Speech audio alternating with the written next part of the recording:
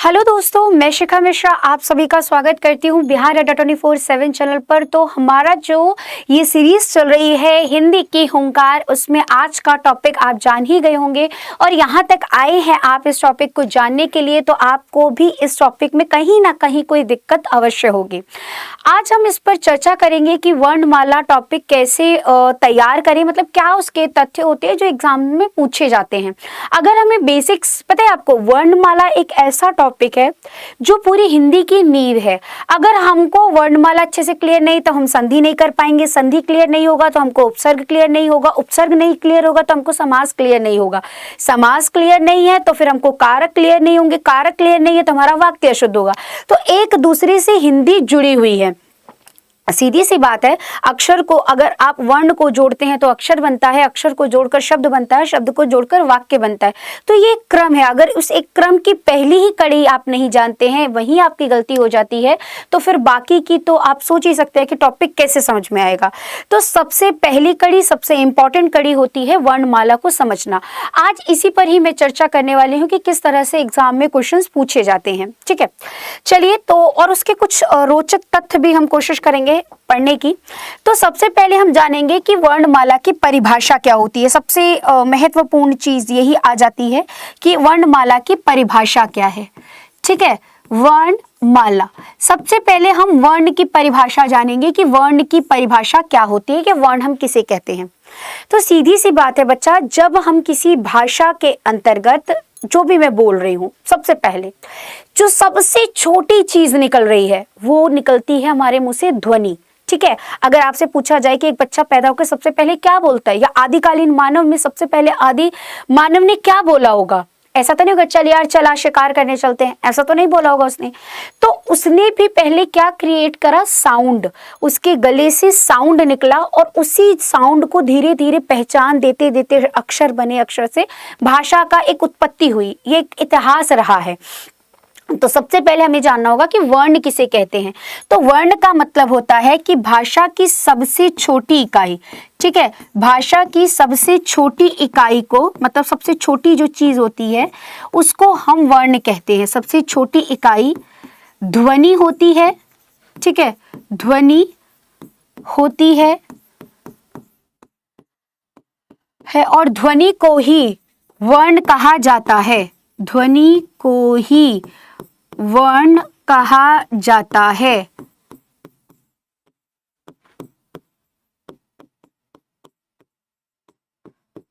Clear है? क्या कह रहा है? भाषा की सबसे छोटी इकाई को ध्वनि, अर्थात ध्वनि को ही हम वर्ण कहते हैं। अब इस पर एक सवाल और हमारा आ जाता है जहां पर बच्चे को समझना जरूरी है। देखो बच्चा क्या होता है, या हम एक इंसान की भी बात करें, हम संकेत देते हैं। तो संकेत दो माध्यम से होते हैं। ठीक है, संकेत कितने माध्यम से होते हैं? दो माध्यम से। एक होगा मौखिक और एक होगा लिखित। ठीक है, या तो हम बोल कर देंगे और या तो हम लिख कर देंगे। ठीक है, यही संकेत दे सकते हैं। तो जब हम मौखिक की बात करते हैं तो जैसे मैंने बोला आ, तो ये क्या है? ध्वनि है।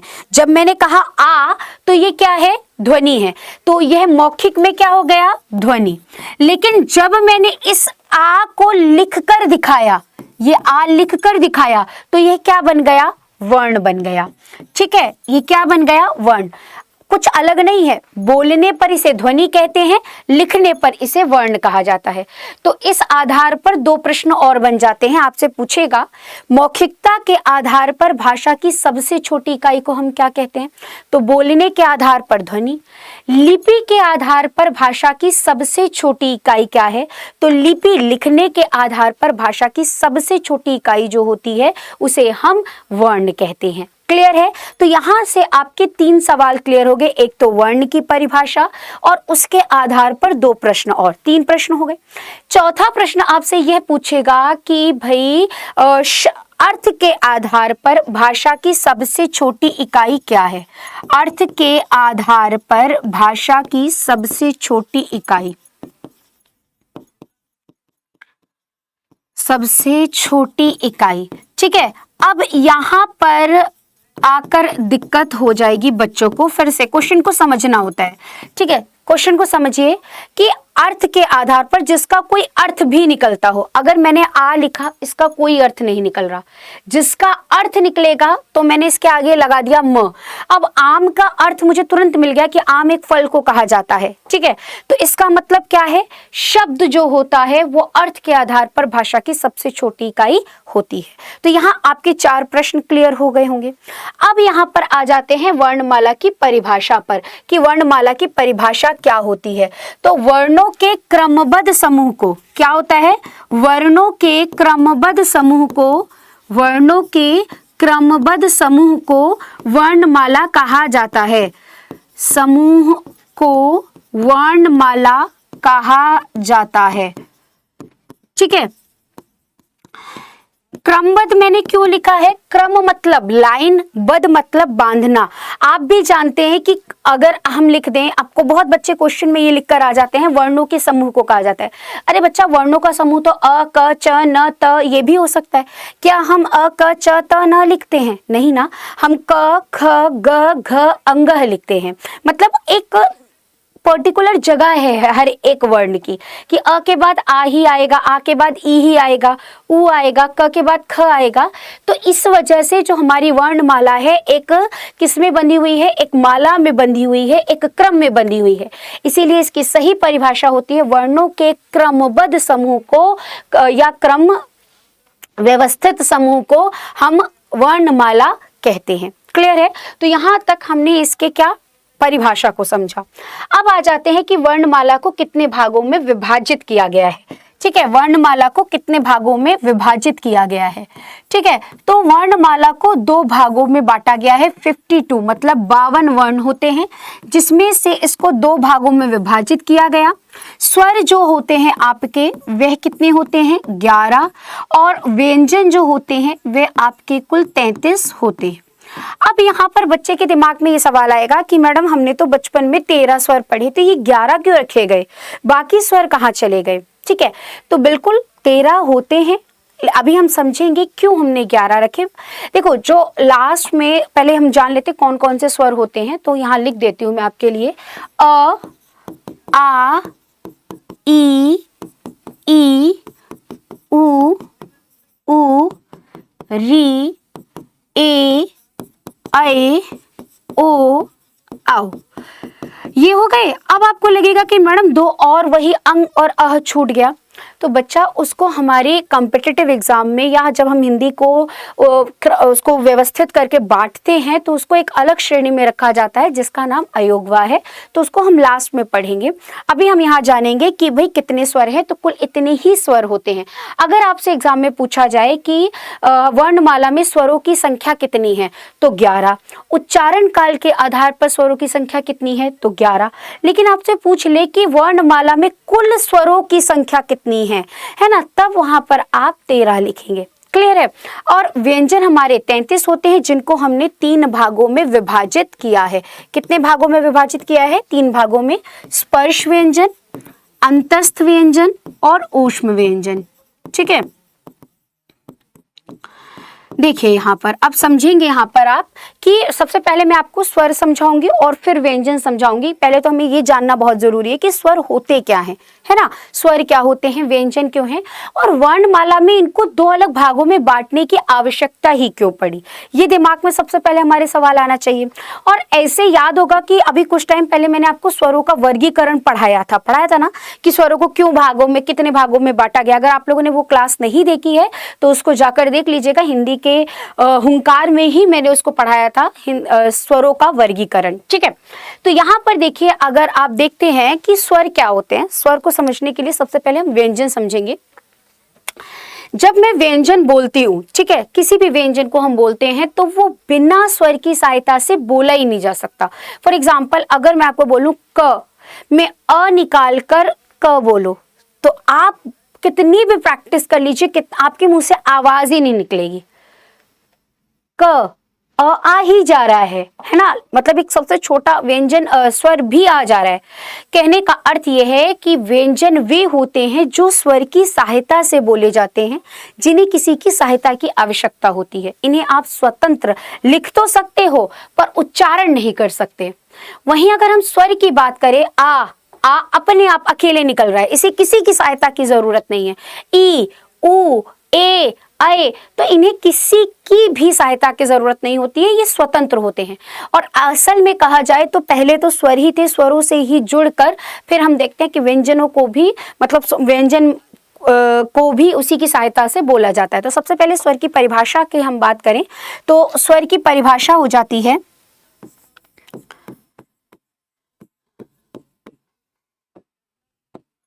ठीक है, वे वर्ण जिनका उच्चारण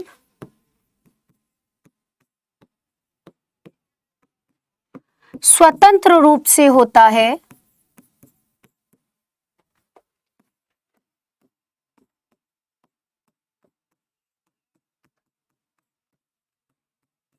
तथा जिन्हें किसी की आवश्यकता नहीं होती,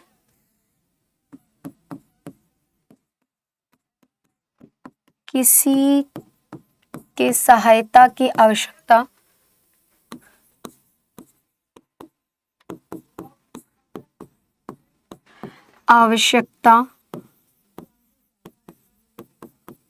नहीं होती, उन्हें स्वर कहा जाता है।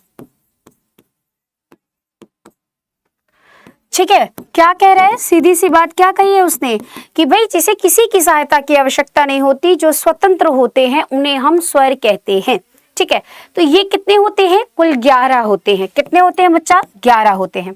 अब इन्हीं को हमने 2 भागों में विभाजित कर दिया। स्वरों को कितने भागों में बांटा गया, 2 भागों में बांटा गया। एक होता है आपका ह्रस्व स्वर और एक होता है आपका दीर्घ स्वर।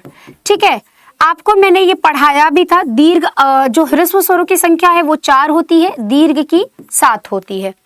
अगर हम बात करें ह्रस्व स्वरों की संख्या, तो वे वर्ण, मैं इसकी परिभाषा बोल देती हूँ, आप समझ लीजिएगा। वे वर्ण जिनका उच्चारण करते हुए एक कम समय लगता है या एक मात्रा का समय लगता है, उसे हम ह्रस्व स्वर कहते हैं। इनकी संख्या 4 होती है। वैसे इन्हें मूल स्वर भी कहा जाता है, मेन यही स्वर हैं, फिर इन्होंने अपने में ही जोड़कर बाकी आगे स्वरों को बनाया है। ठीक है, तो मूल स्वर कौन कौन से हैं, अ, ई, उ और अरी। ठीक है, एक अंग्रेजी का शब्द होता है आयुरी।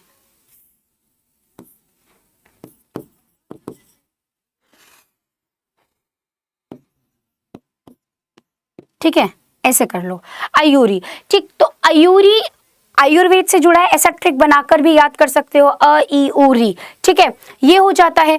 और दीर्घ स्वरों की परिभाषा ये होती है कि वे वर्ण जिनका उच्चारण करते हुए ह्रस्व से भी ज्यादा समय लगे, मतलब अधिक समय लगे, या 2 मात्राओं का समय लगे, उन्हें हम दीर्घ स्वर कहते हैं।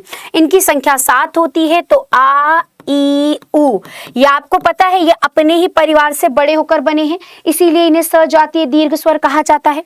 उसके बाद ए, ऐ, ओ, औ। ठीक है, ये जो हैं, ये 4 जो हैं, ये 2 अन्य स्वरों से, जैसे अ और ई को जोड़ा तो ए बना, अ और ए को जोड़ा तो ऐ बना। उसी प्रकार अ में जब उ जोड़ा तो ओ बना, और अ में ओ जोड़ा तो औ बना। तो ये 2 अलग परिवारों के स्वरों से जुड़कर बने हैं, इसलिए इन दोनों को, इन चारों को संयुक्त स्वर की श्रेणी में रखा जाता है। और इसको हम सजातीय, मतलब अपनी ही जाति से दीर्घ हुए हैं, इसलिए इन्हें सजातीय दीर्घ स्वर कहा जाता है। ठीक है, इसके ऊपर प्रॉपर्ली एक छोटा सा सेशन मैंने अलग से बना रखा है, तो आप लोग उसे देख लीजिएगा। ठीक, तो ये क्या हो जाता है कि स्वरों को मुख्यतः 2 भागों में बांटा गया है, ह्रस्व स्वर और दीर्घ स्वर। यदि आपसे ये क्वेश्चन पूछ लिया जाए एग्जाम में कि उच्चारण काल के आधार पर स्वर कितने भागों में बटे हैं, तो उच्चारण काल के आधार पर स्वरों को हमने कुल 3 भागों में बांटा है। एक तीसरा प्रकार और आ जाता है जिसका नाम होता है प्लुत स्वर। प्लुत स्वर की बात करी जाए तो प्लुत स्वर वे होते हैं जिसमें दीर्घ से भी अधिक समय लगता है या 2 से ज्यादा मात्राओं, और इसका प्रयोग किसी नाटक के संवाद में या किसी को पुकारने के लिए किया जाता है। जैसे मैं बोलूं ओम, तो वहां पर ओ की जो मात्रा है वो बार बार रिपीट होती जा रही है। ठीक है, इसीलिए वहां पर क्या हो जाता है, हमारा प्लुत स्वर होता है। ठीक है, तो वो हालांकि उच्चारण के लिए पूछा जाता है। मुख्यतः हमारे जो वर्णमाला में और जो हम अपनी भाषा में इस्तेमाल करते हैं वो 2 होते हैं, ह्रस्व स्वर और दीर्घ स्वर। क्लियर है? अब आ जाते हैं हम व्यंजन पे। व्यंजन को अगर हम देखते हैं तो व्यंजन आप जानते हैं, उसकी परिभाषा मैंने अभी आपको बता ही दी थी क्या होती है, कि वे वर्ण जिनका उच्चारण करने के लिए स्वर की सहायता की आवश्यकता होती है, अर्थात ये अस्वतंत्र होते हैं, उन्हीं को ही व्यंजन कहा जाता है। ये इनका उच्चारण आप बिना स्वर की सहायता के कर ही नहीं सकते, नामुमकिन है, आप चाहे कितना भी कर लीजिए। और अच्छा, जो बच्चा आके कहता है ना मैडम मैं यहाँ से तो बोल लूंगा, मैं ये तो कर लूंगा, जैसे आप पानी H2O है उसको आप H3O नहीं बना सकते हो। सूर्य अगर सुबह निकलता है, पूर्व दिशा से निकलता है, पश्चिम में ढलता है, तो आप इसे नहीं बदल सकते। उसी प्रकार से हिंदी भी एक वैज्ञानिक भाषा है जो तर्क के साथ दी गई है, आप इसको बदल नहीं सकते हैं। ठीक है, आप जैसे साइंस के हमारे जो साइंस के जो टॉपिक्स होते हैं, जो हमारे फॉर्मूलाज होते हैं, उनके आप स्टेटमेंट्स को नहीं बदल सकते, उसी तरीके से हिंदी के स्टेटमेंट्स को भी नहीं बदला जा सकता है। ठीक है, तो व्यंजन की ये परिभाषा हो जाती है। और व्यंजन मुख्यतः 3 भागों में रखा गया है। कितने भागों में रखा गया है बच्चा? 3 भागों में रखा गया है। एक हो जाता है हमारा यहाँ पर अगर हम देखें तो स्पर्श व्यंजन, जो कि मैंने अभी आपको बताया था, जिनकी संख्या होती है 25। ठीक है, अंतस्थ व्यंजन जिनकी संख्या होती है 4, और आपकी एक हो जाती है ऊष्म व्यंजन जिसकी संख्या होती है 4। ठीक है, अब हम एक एक करके जानेंगे कि स्पर्श व्यंजन क्या होते हैं, अंतस्थ व्यंजन क्या होते हैं, ऊष्म व्यंजन क्या होते हैं। देखिए बच्चा, ये सेशन मैंने एक शॉर्ट समराइज करके आपको एक टॉपिक में देने की कोशिश करी है कि जितना आपके एग्जाम में क्वेश्चन पूछा जाता है उतने से ही मैं आपको समझा रही हूँ। हालांकि अगर हम वर्णमाला को अच्छे से डिटेल से और भी पढ़ने चलें तो छोटी छोटी चीजें और भी निकल कर आती हैं, बट मैंने पूरी कोशिश करी है इस टॉपिक में आपको कि जितने भी एग्जाम से क्वेश्चन बन सके उनको मैं आपको समझा पाऊं। ठीक है, तो देखिएगा यहाँ पर अगर हम व्यंजन में स्पर्श व्यंजन को करें तो स्पर्श व्यंजन से ही आपको क्लियर हो रहा होगा कि स्पर्श मतलब क्या है। ठीक है, स्पर्श मतलब ही आपको पता है छूना, है ना। स्पर्श मतलब क्या होता है? छूना होता है। तो मैंने एक ट्रिक बनाई थी अपने टाइम में, आपको भी अगर अच्छी लगे तो याद कर लेना, नहीं अच्छी लगती है तो भी आप याद करना अपने तरीके से। मैं आपको अपना तरीका बता देती हूँ। एक लाइन याद कर लेते हैं, जैसे बाहुबली मूवी में कटप्पा था, है ना, उसी से एक नाम निकलता है कचटतप। क्या नाम निकलता है? कचटतप।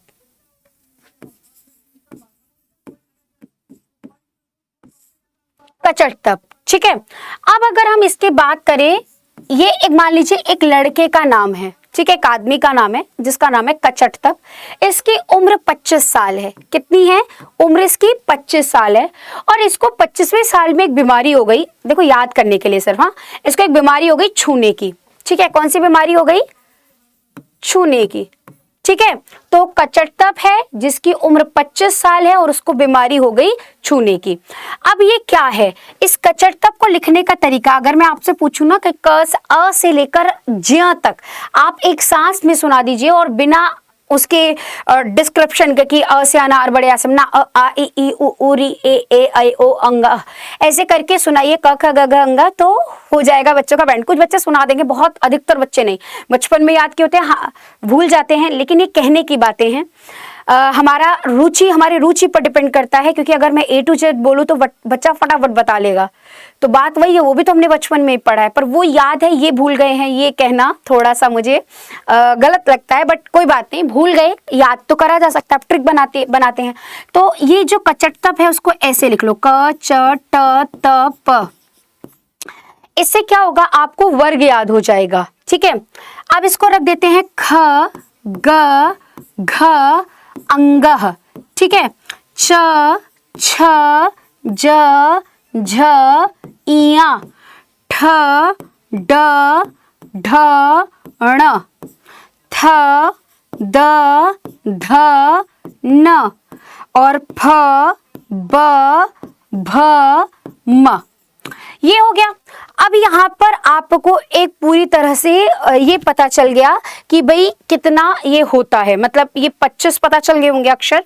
अब यहाँ पर एक चीज नोटिस कीजिएगा आप कि हर वर्ग में 1 2 3 4 5 1 2 3 4 5, चाहे इस वर्ग से गिन लीजिए चाहे इस वर्ग से गिन लीजिए, हर वर्ग में आपको 5 अक्षर मिलेंगे और इसी तरीके से 5 को जोड़ दिया जाए तो 25 अक्षर हो जाएंगे।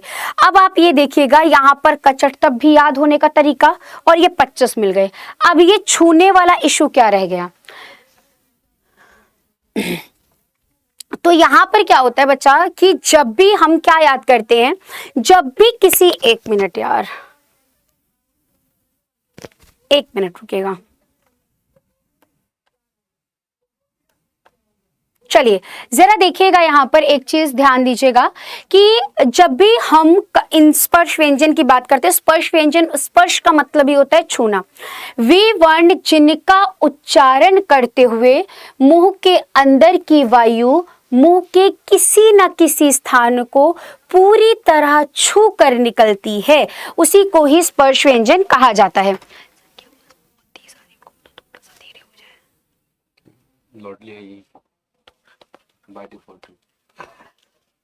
ठीक है, तो क्या होता है फिर से देखेंगे, क चट तप, क च ट त प, वे वर्ण जिनका उच्चारण करते हुए मुंह के अंदर की वायु मुंह के किसी न किसी स्थान को पूरी तरह छू कर निकलती है, उसी को ही हम स्पर्श व्यंजन कहते हैं।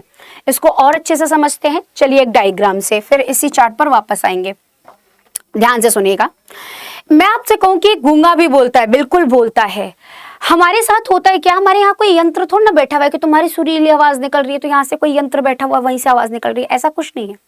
ये जो हमारे प्राण होते हैं, ये जो हमारी श्वास होती है, यही वायु हमारे मुंह से क्या करती है, जब आपसे, मैं सिंपल सी बात है, मैं कहूँ आपको सांस लेना है और सांस लेने के दौरान आपको देखना है, कहोगे मैम कौन सी बड़ी बात है, ये तो हम रोज ही कर रहे हैं, आपको भी देख ही रहे हैं और सांस भी ले रहे हैं, ऐसा थोड़ा ना तुम्हारे को देखते हुए सांस लेना छोड़ दे रहे हैं।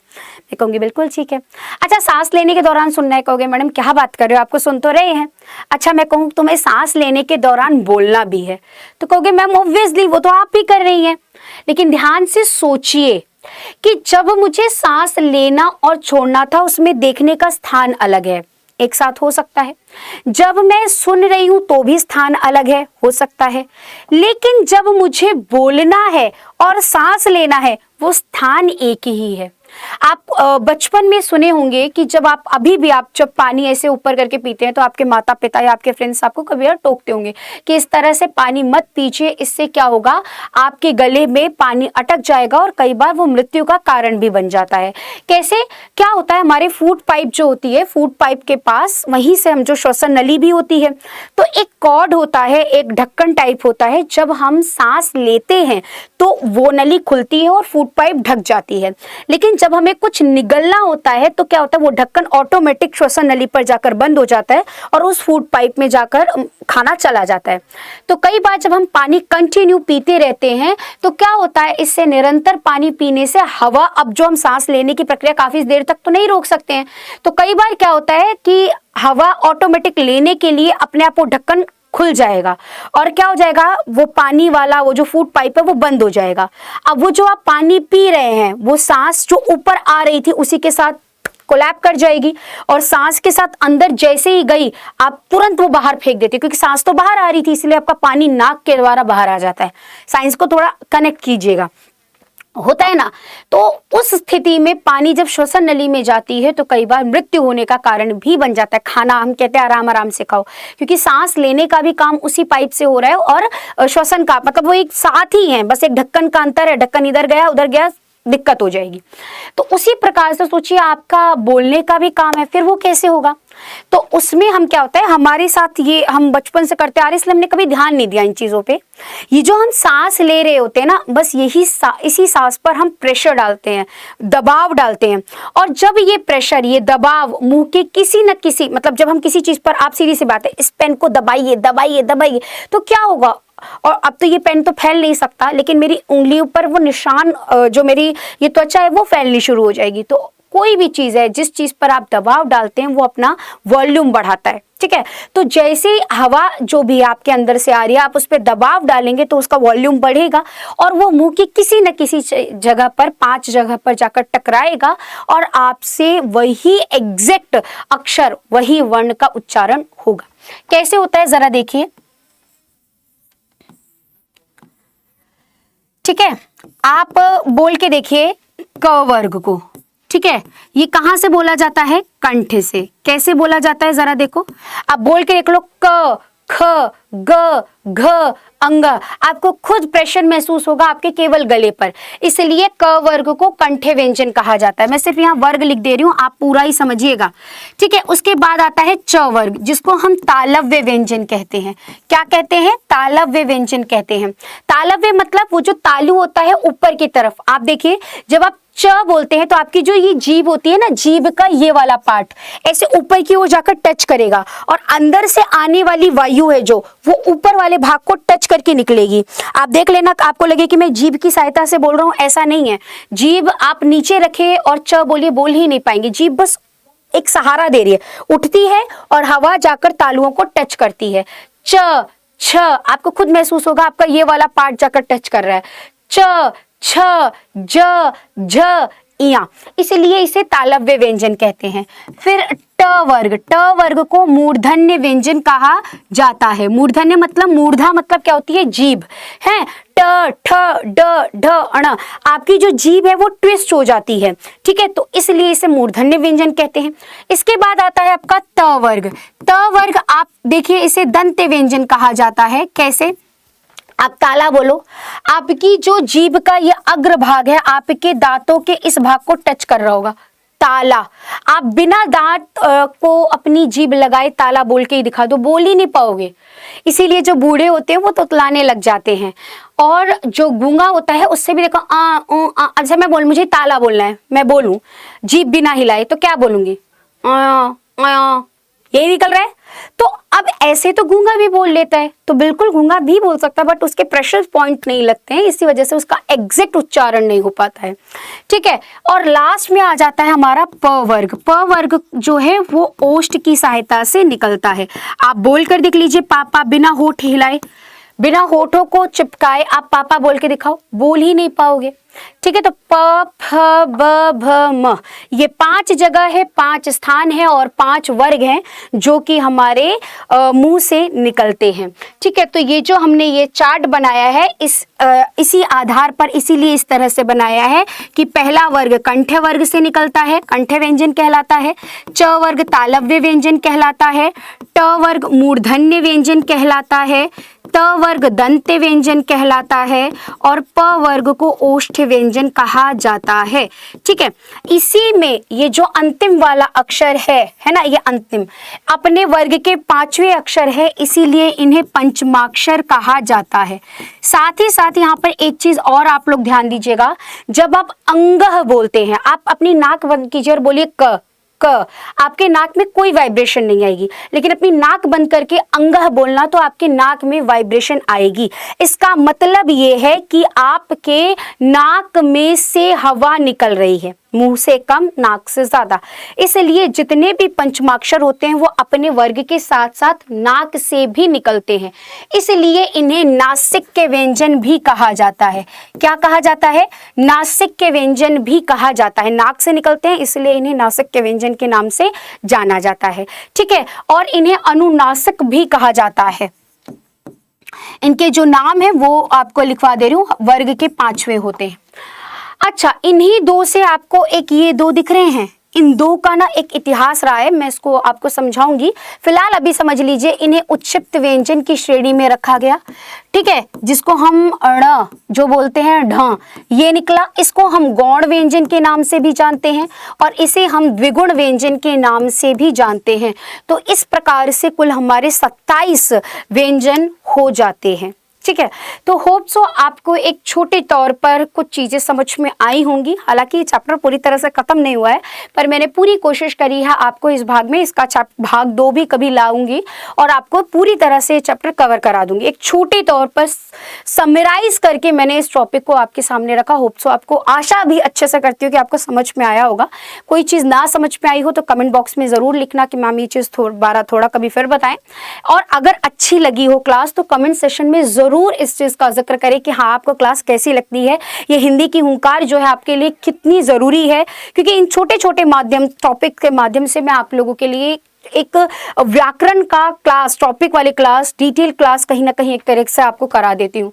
तो आप ज़रूर अपने कमेंट्स भेजिएगा, वो हमको अच्छा लगता है, हमको भी लगेगा यार कि हाँ बच्चा हमसे जुड़ रहा है, तैयारी कर रहा है, तो क्यों ना उसके लिए और मेहनत करी जाए और अच्छा कंटेंट लेकर आया जाए। ठीक है, तो आप कमेंट सेक्शन में ज़रूर बताइएगा क्लास कैसी लगी आपको। ये क्लास आगे हम कभी फिर कंटिन्यू करेंगे।